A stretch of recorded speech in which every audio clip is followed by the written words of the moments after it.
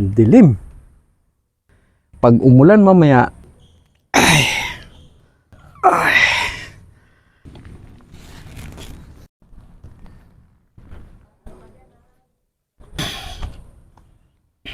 napakadilim ng kalangitan. Nag-uumpisa ng umuulan. Sobrang lakas ng ulan.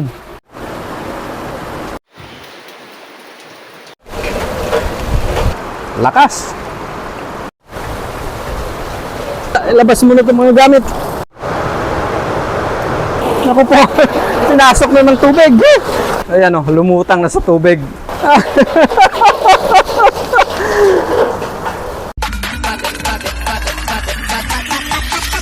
Holy moly, moly, moly. Tapos dito yung agos, papunta rito sa ano namin, no? Lakas. Paano ako makapag-camping yan?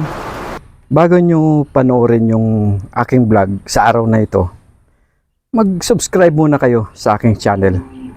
Malaking tulong yan sa aming mga content creator. Sobrang dilim ng kalangitan. Sa vlog ko ngayon, i-challenge ko yung sarili ko na dito matulog mismo sa tent na ito. Habang nag-aantay ng dilim. Sa tingin ko ngayong gabi, malamig. Kasi ang dilim ng kalangitan. Pag umulan mamaya, kahit pasukin ako ng tubig dito sa loob ng aking tent, hindi ako aalis. Yan ang challenge ko sa aking sarili. Dala ng anak to, galing Taiwan. Kailang maanghang. Ngayon, pag medyo madilim na, kausap ko kanina ang aking esposa.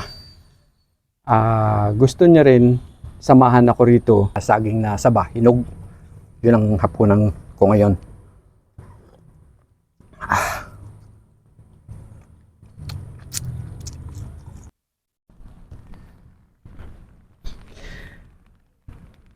Bilang isang content creator, gusto ko talaga ma-try yung matulog sa gitna ng kagubatan, yung talagang tipong wala kang makitang kabahayan.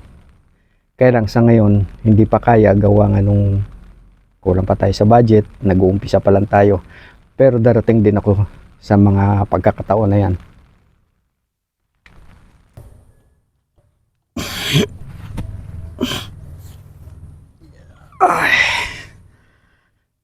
Sarap pala matulog dito. Ngayon ko masusubukan yung aking tapang kung kaya kong matulog dito sa loob ng tent. Yung bundok sa Binangunan hindi na makita gaano sa lakas ng ulan. Pag umulan mamaya, yung pinakamataas na parte na bundok ng Binangunan, ayan o, maaninag mo na lang sa lakas ng ulan. Kahit pasukin ako ng tubig dito sa loob ng aking tent, hindi ako aalis. Nag-uumpisa ng umuulan. Tignan nyo naman oh, yung agos ng tubig. Hindi ako aalis. Hindi ako aalis. Naku po, basa na ako. Makalabas na muna, hindi kaya yung ulan.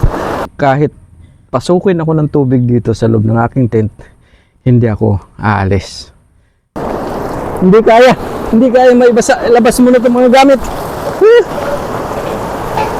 Pag umulan mamaya, kahit pasukin ako ng tubig dito sa loob ng aking tent. Naku po, sinasok na ng tubig. Hindi ako aalis. Para matuloy yung aking camping, dito na lang ako sa sala maglatag ng banig at dito mahiga. Time check muna tayo.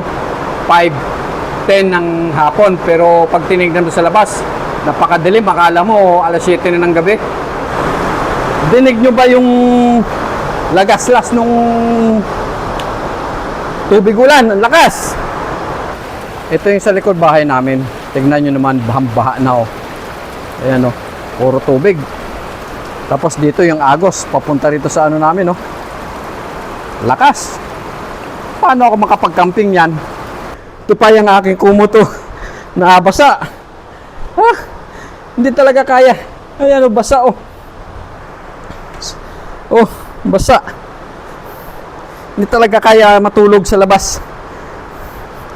Baka, pag pinilit ko, baka magkasakit ako eh. Mahirap na, wala tayong pambili ng gamot. Tignan nyo naman yung agos ng tubig sa palayan, no? Ang lakas, oh. Kaya hindi talaga po pwedeng mag-camping sa labas ng bahay. Kaya, dito na muna. Dito ko na ituloy yung challenge ko. Sa loob ng bahay, dito sa sala. Tapos dito na ako matutulog.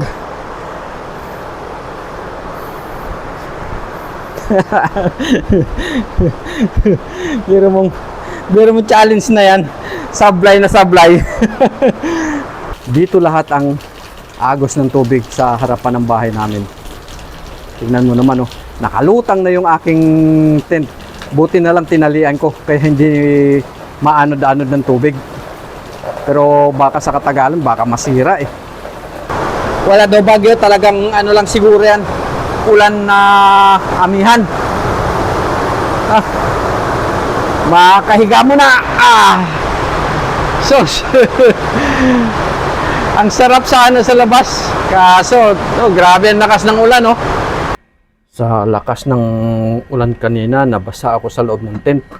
Kaya ito, dito na ako sa loob magluluto ng aking saging.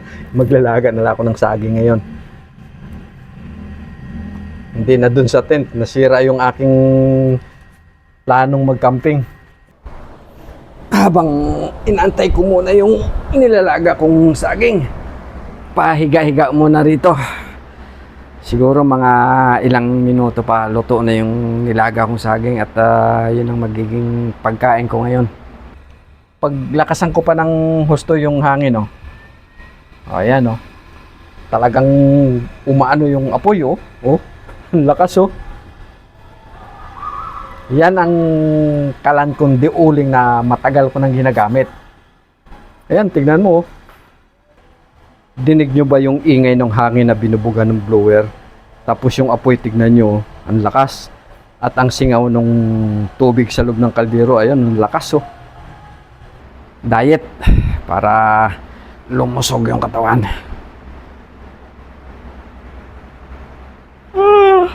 Inaantok na ako,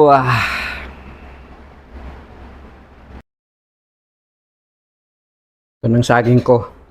Luto na. Ito ng pinakahapunan. Init. Sarap. Tamis. Hindi siya hinog na hinog. Maniba lang, sarap. Tapusin nyo ang panonood ng aking vlogs. At mag-iwan kayo ng comments sa baba para malaman ko kung saan nakarating itong aking video.